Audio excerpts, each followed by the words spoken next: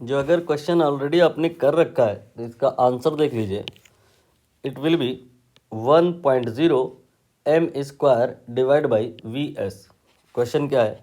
A current of 5 ampere passes through a copper conductor, resistivity given है, radius of cross section also given है, mobility बतानी है। तो यहाँ पर अभी हम वैल्यू लेकर के बात नहीं करेंगे, गिवन पैरामीटर के टर्म्स में फार्मूला बनाएंगे, वैल्यू बाद में रखेंगे। तो यहाँ पे पूछा है first of all you can say mu mobility, ये फाइंड करना है। और गिवन क्या है?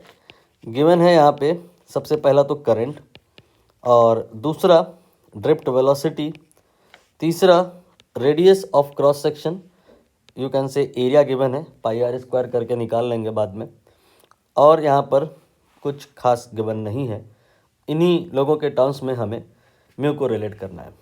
तो यहाँ पर एक फार्मूला होता है। अच्छा, मैंने ये रजिस्टिविटी नहीं लिखी है, ये तो बहुत बड़ी बात गिवन है।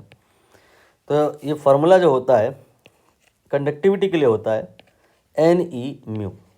ये फार्मूला आपने बहुत ज़्यादा यूज़ किया होगा, हालांकि करंट में ये कम यूज़ किया होगा, सेमी कंडक्टर वाले में कुछ ज़्यादा ही कर लिया होगा, बट किया ज़रूर होगा। यहाँ पर जो ये रजिस्टिविटी गिवन है इसी का रेसिप्रोकल है ये। तो यहाँ पर ये कह सकते हैं ये गिवन है और ये निकालना है एन। ई के बारे में तो कह सकते हैं ये तो यूनिवर्सल है, ये तो सब जानते हैं, 1.6 इंटू 10⁻⁻19। एन बस इसी के साथ में गड़बड़ है, यही नहीं पता है। जो अगर ये पता चल जाए तो सारी बात बन जाएगी। इसको पता लगाने के लिए इन चीज़ों का हम हेल्प लेंगे। आई और वी डी, जो दो ये लोग आपको दिखाई दे रहे हैं, तो जो सबसे पहला फार्मूला आपके दिमाग में आएगा करंट और ड्रिफ्ट वेलोसिटी को रिलेट करने के लिए, I equal to n e A we t. अब आप यहाँ पर से देख लो कि एन निकल आएगा या नहीं। एन की वैल्यू आराम से आ जाएगी, that will be I divide by E then A then V T. ये आपने एन की वैल्यू जो निकाली है यहाँ पर हमें पुट करनी होगी। कर लेते हैं। ये हो गया सिग्मा इक्वल टू एन की जगह पे I upon e A v d, then आगे ई इंटू म्यू।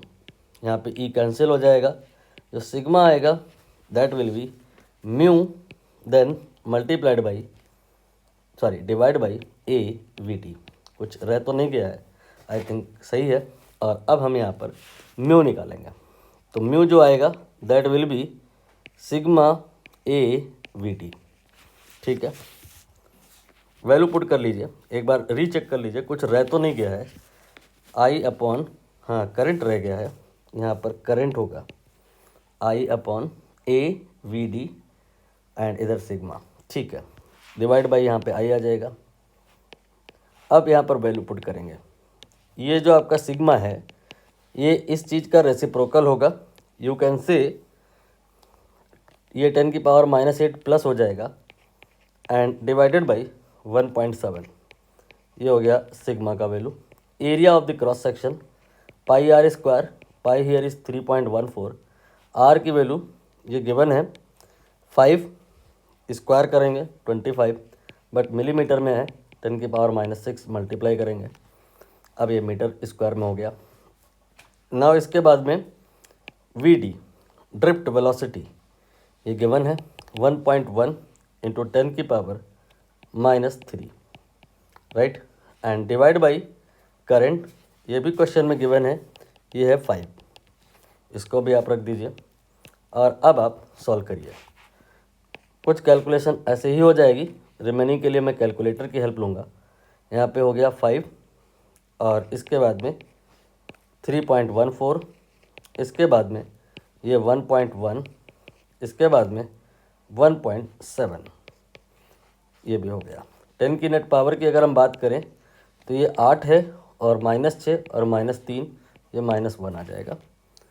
अब कैलकुलेटर की हेल्प ली जा रही है, जो कि आप नहीं ले सकते हैं। 3.14 इंटू 1.1 डिवाइडेड बाई 1.7, ये आ जाएगा 1.015। इसको भी मैंने इंक्लूड कर लिया है in SI unit, and SI unit होती है metre square divided by volt second. Approximately अगर हम कहें तो ये ओनली 1 हो गया, और जो आंसर आएगा that will B option D.